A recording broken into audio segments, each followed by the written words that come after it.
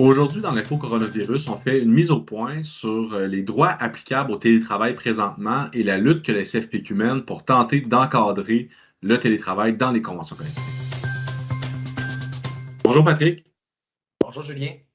Lors d'un info coronavirus précédent, on a annoncé les différentes mesures que le gouvernement entendrait mettre en place pour le retour en milieu de travail des employés de la fonction publique. Donc ça, ce processus-là est commencé. Il y a certains membres, dans le fond, qui nous interpellent en disant qu'ils souhaiteraient demeurer en télétravail et ils se questionnent à savoir, est-ce qu'on a un droit d'être en télétravail dans la fonction publique à l'heure où on se parle?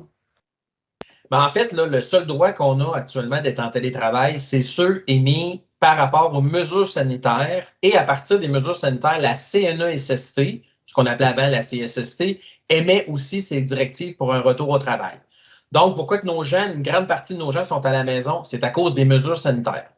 Le droit en tant que tel, le télétravail, ce n'est pas un droit, malheureusement.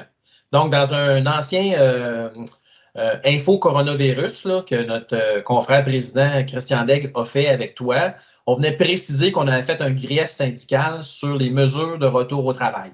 Parce que nous, ce qu'on conteste, c'est le fait que pour nous, ça ne devrait pas être un privilège d'être en télétravail, ça devrait être un droit qu'on devrait venir mettre dans notre convention collective pour que ce soit un réel droit de pouvoir travailler à la maison. Donc, Patrick, ce que je comprends, c'est qu'à l'heure actuelle, le télétravail n'est pas encadré par nos conventions collectives, mais est-ce que c'est quelque chose qu'on souhaite? Absolument. Dans le fond, nous, ce qu'on voudrait, c'est le négocier de bonne foi avec l'employeur et venir mettre la base de ce qu'est le télétravail dans nos conventions collectives. Parce que nous, on voudrait que ça soit un droit.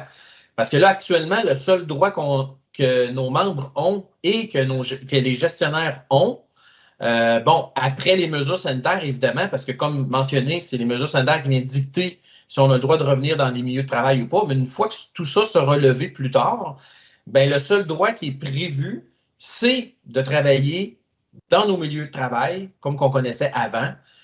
Donc, c'est ça le droit que nos employés, nos membres peuvent demander et que les gestionnaires pourraient demander aussi.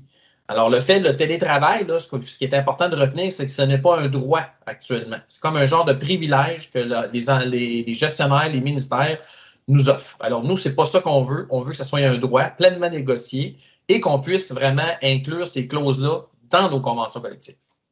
Parfait. Évidemment, ça n'empêche pas nos membres d'exprimer à leur employeur leur insatisfaction s'ils considèrent que leurs conditions de télétravail ne sont pas avantageuses pour eux. Mais ce que je comprends également, c'est que ce n'est pas pertinent ou utile de tenter de déposer des griefs ou d'autres interventions de ce type-là à ce stade-ci. Non, c'est ça. C'est pas utile actuellement. Nous, on a un plan d'action qui a déjà été déployé sur cette question.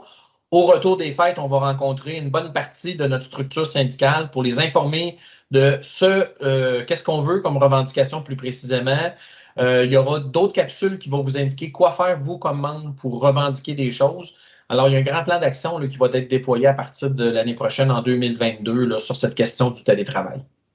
Parfait. Ben, merci beaucoup, Patrick. Merci.